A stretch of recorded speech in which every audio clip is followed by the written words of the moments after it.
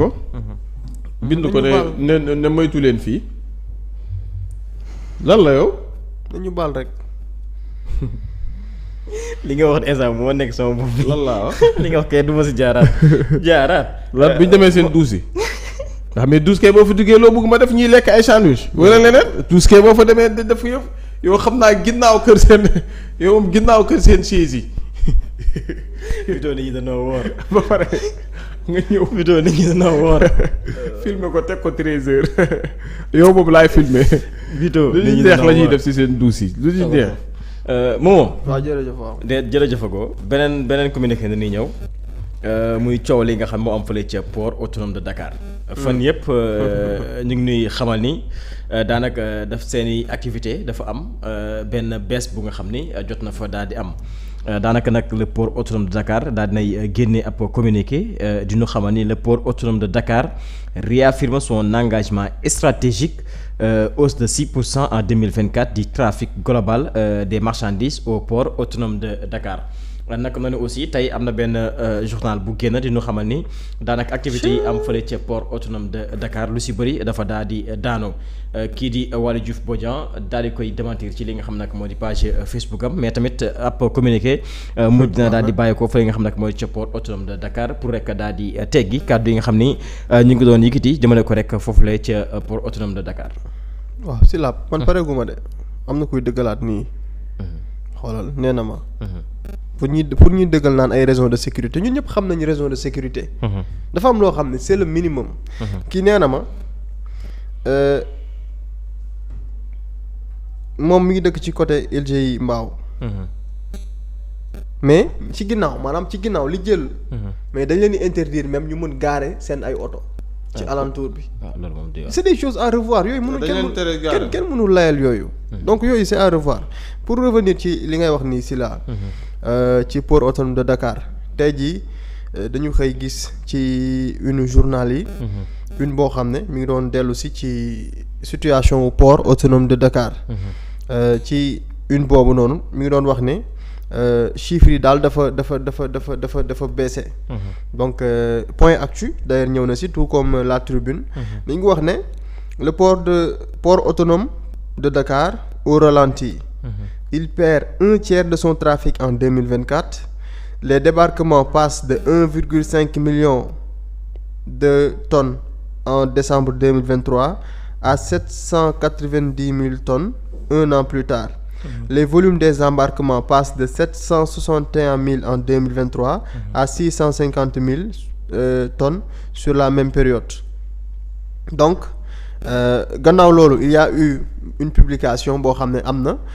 ci ki nga xam ne moom mooy DG bu port. mais par la suite moom daal dina def ab communiqué boo xam ne mi ngi leeral par rapport ak cette information ci communiqué bi nga xam ne mi ngi ko def tey jii. 7 mars 2025. Le port autonome de Dakar réaffirme son engagement stratégique. Hausse de 6% en 2024 du trafic global des marchandises au port autonome de Dakar. Donc contrairement ak li nga xam ne moom la journal boobu wax. ñoom port ñu ngi dëggal ne dafa am une hausse de 6% en 2024 ci trafic boo jëlee globalement li nga xam ne moom moo jëm ci marchandises yi foofu ci port autonome de Dakar.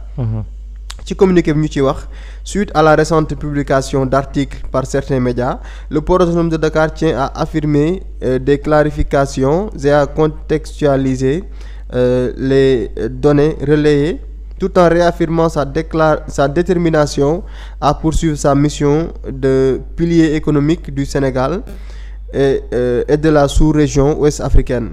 Les statistiques de l'Agence nationale de la statistique et de la démographie ANSD qui souligne une baisse mensuelle de 17,1% de l'activité portuaire en décembre 2024 par rapport à novembre s'inscrivent dans un contexte économique mondial marqué par un ralentissement temporaire du commerce maritime international affecté par des tensions géopolitiques et des perturbations logistiques, des variations saisonnières propres au secteur portuaire avec traditionnellement un repli des volumes en fin d'année lié au cycle d'approvisionnement et au congé de fin d'année.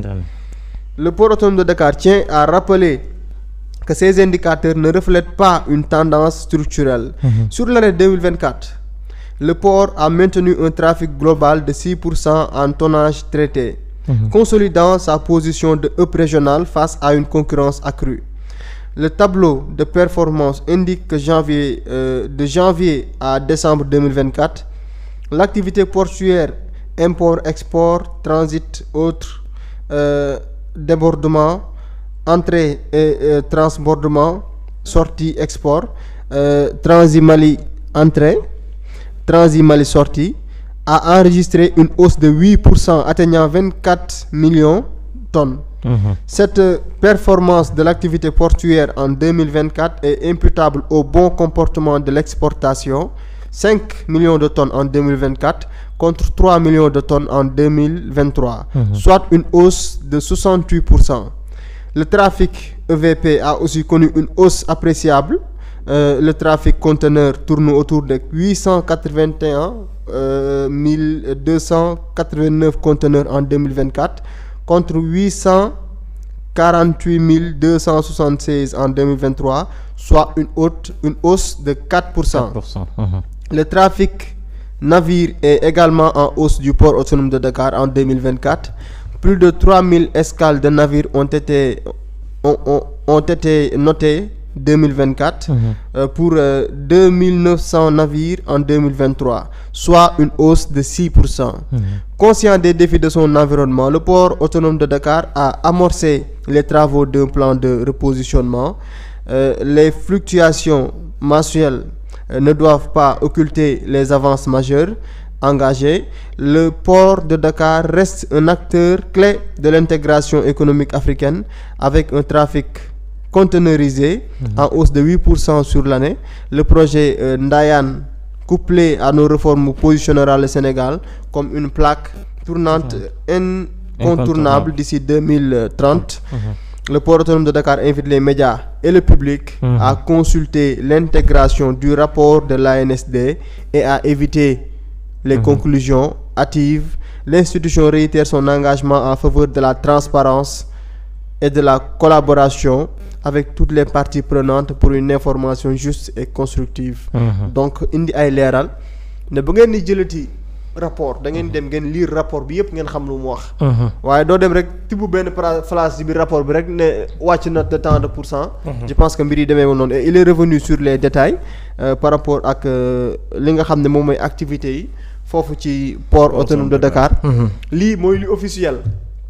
ça c'est la communication officielle du DG Waly Diouf Bodian nekk DG bu port autonome de Dakar, c'est-à-dire Waly Diouf Bodian en tant que DG moom lii mooy réponse bu port autonome de Dakar. léegi nag moom Waly Diouf men ci ab publication boo xam ne def na ko tey ci suba. dafa am loo xam ne c'est-à-dire da ngay xam ne lii kat moom mooy communication bu officielle. waaye nag moom il a son avis par rapport ak avis am sur sa page Facebook. tey jii dañu gis mu def une publication boo xam ne mi ngi ci leeral laataa communiqué boobu di génn. Le port de Dakar se porte bien et a progressé en termes de trafic, de chiffre d'affaires et de bénéfices réalisés. mu teg si n'en déplaise aux journaux dont les conventions de complaisance ont été résiliées. ndax ñëpp xam nañ ci réew mi régime président Bassirou Diomaye Faye bi mu ñëwee. ils ont trouvé des conventions yoo xam ne sunu ay journal ak i rajo ki télé. ak i site internet yu nekk ci réew mi dañ ko doon am.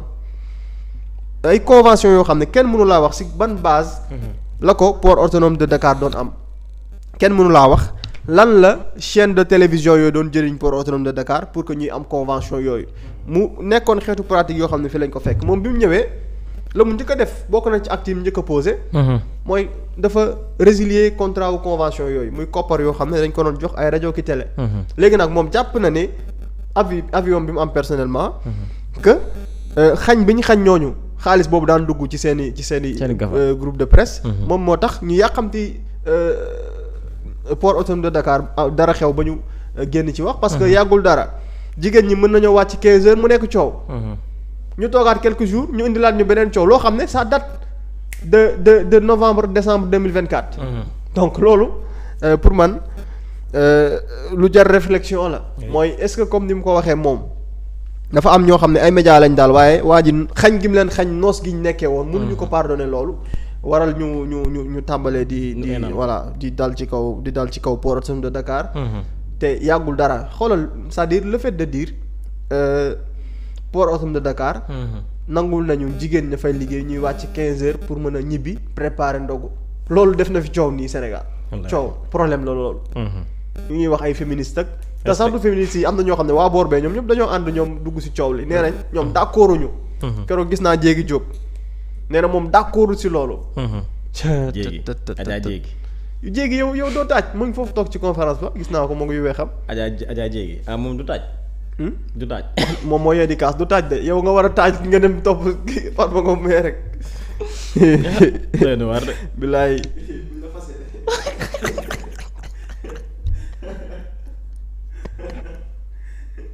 Zela jërëjëf man tamit nga bàyyi ma rek ma dem taajal sama bopp nga may ma dem taajal sama bopp rek parce que instant bi moom voilà quoi may nga ma loolu maa ngi yóbbu sa airport bi sax ñaanal yàlla Jéegi bañ la dégg.